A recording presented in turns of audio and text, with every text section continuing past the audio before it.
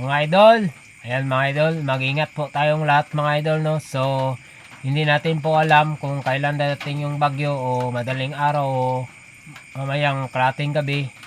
Kailangan po mga idol ay naka-prepare po tayo mga idol, no. So ayan, lahat po ng gamit ko po mga idol na prepare ko na mga idol, kasi dito po ako sa tabing ilog, tapos ako lang po mag-isa mga idol. Ayan,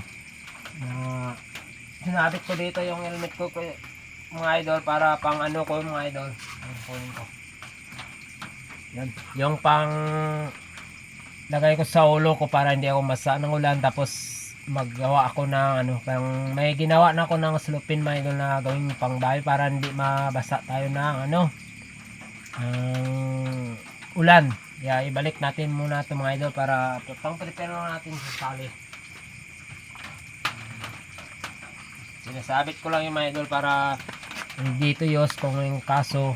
Pero kaso mga idol, may gamitin po tayo, no. So sa lahat po niyan na sa tabing ilog, sa mga critical area, hindi po natin malalaman kung kailan dadating ang bagyo mga idol. Pero hindi po natin alam, baka mamayang kalating gabi o madaling araw, ayan ang palakasan na magdaan ng bagyo sa atin dito. Baka madaling araw o kalating gabi sa langaning oras mga idol. Kaya lahat po tayo mag-ingat, magdasal, at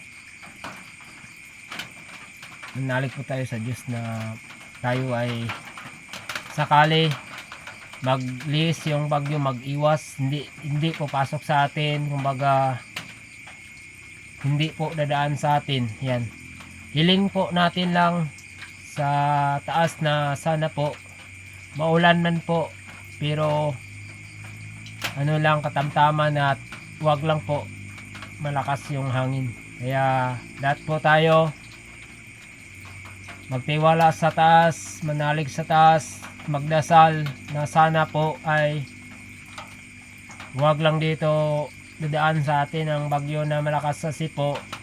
Ilang taon na po naranasan natin yung trauma, baha. Ayan po, magtiwala lang tayo at magdasal. Salig lang tayo sa Panginoon.